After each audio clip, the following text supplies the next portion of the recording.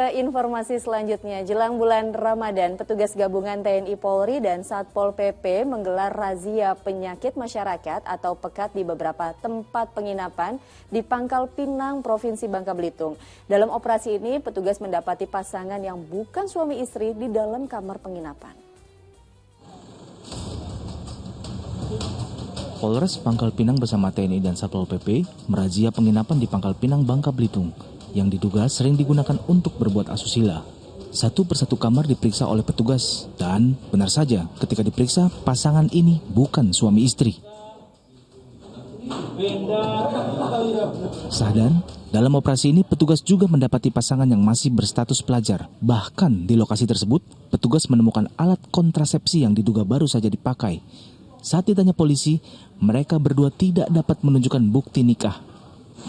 Beberapa kali kita lakukan razia, tempat ini sering kita temukan diduga pemuda-pemudi yang melakukan hal-hal yang tidak terpuji. Ya.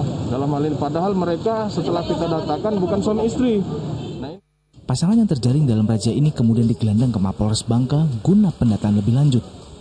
Ada Agus melaporkan dari Pangkal Pinang, Bangka Belitung.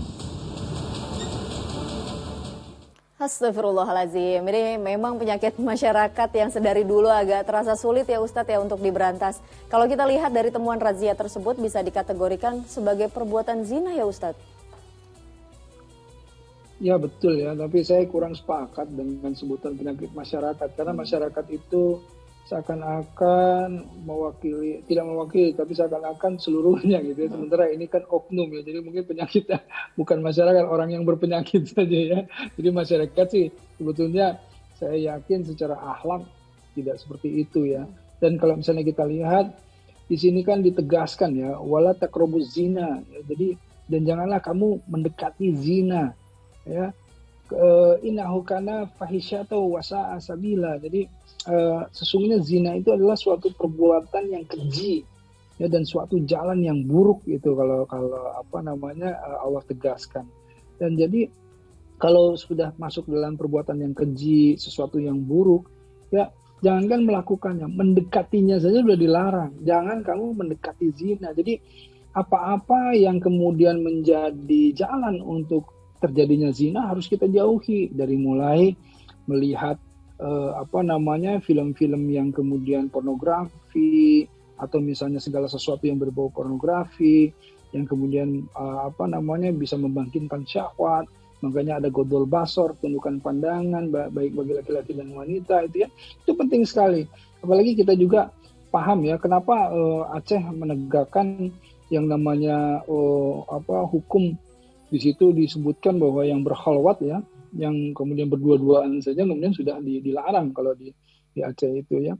Karena memang ditegaskan la yakhuna rajulun bimra'atin fa inna talitahuma asyaiton. Jadi kalau ada tidaklah seorang laki-laki yang berkhalwat dengan wanita kecuali yang ketiganya adalah setan gitu. Jadi artinya kalau berdua-duaan itu pasti pandangan wanita dengan pandangan pria ini dibuat indah, yang akhirnya mereka mendekati zina. Dan ketika mereka melakukannya, setan itu paling gembira gitu ya, sukses ujiannya tuh bisa menghancurkan masa depan mereka dan menghancurkan juga semua yang ada keluarga yang ada di sana gitu. Karena memang yang namanya zina ini sesuatu yang merusak sebetulnya, kalau kita pahami, merusak bukan hanya akhlaknya tetapi harmonisasi hubungan semuanya.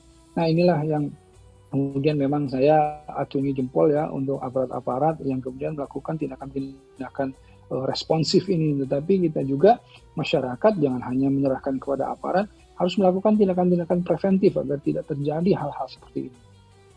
Lantas Ustadz, seperti apa sih dosa ketika kita bahkan mendekati zina aja? Tadi Ustadz bilang nggak boleh sama sekali gitu. Terus kalau kita lihat ini kan adalah orang yang mendekati zina gitu ya. Sampai tadi menginap dalam satu kamar tanpa surat nikah begitu. Itu adalah orang-orang yang mayoritas adalah kaum muda gitu. Sedang di mabuk asmara mungkin ya Ustadz ya. Bagaimana kedua sejoli ini supaya terjauhi dari sifat mendekati zina gitu. Kemudian bagaimana sebenarnya dalam Islam supaya kita saling mengenal tapi juga dengan cara yang Islam gitu.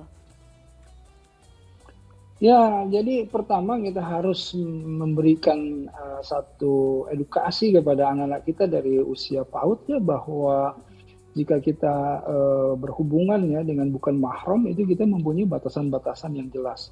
Yang tadi tidak boleh berhalwat, jadi tidak boleh berduaan dalam satu ruangan, saya tidak boleh. Dengan itu semuanya insya Allah ini akan terjaga. Kemudian yang kedua, kita masih bisa berhubungan dengan yang bukan mahram atau teman-teman yang berlawanan jenis itu dengan melakukannya bersama-sama dengan yang lain gitu. Jadi bikin bakti sosial, bikin pekerjaan-pekerjaan yang pengajian-pengajian, pengkajian yang kemudian positif gitu. Dan kalau seandainya sudah memang ada bumbu-bumbu asmara yang sebagaimana remaja-remaja itu, ya kalau misalnya belum siap harus memperbanyak saum atau berpuasa agar terkendali yang namanya nafsu dan syahwat. Nah kemudian setelah itu kalau misalnya sudah siap ya menikahlah, nggak masalah kok menikah di usia muda asal kemudian dewasa dalam berpikirnya. Jadi dipersiapkan juga gitu bagaimana anak-anak yang sudah masuk ke dalam usia-usia yang kasmaran, usia-usia yang yang sudah biasanya beger gitu ya kalau disebutkan itu. Nah itu sudah harus diberikan pemahaman bagaimana pernikahan. Nah, kalau mereka diberikan pemahaman pernikahan, insya Allah mereka juga sudah mulai memahami ya seperti apa pernikahan, kalau nikah muda seperti apa, resikonya seperti apa dan lain-lain sebagainya. Ini lebih memberikan pandangan wawasan yang luas kepada anak-anak muda ketimbang kemudian kita menutup-nutupinya, kemudian informasinya disekat-sekat sampai akhirnya mereka ingin tahu dan akhirnya terjadilah hal-hal yang kita tidak harapkan seperti ini. Na'udzubillah min dzalik. Ya, semoga kita dijauhkan dari segala godaan syaitan ya Ustadz ya, amin.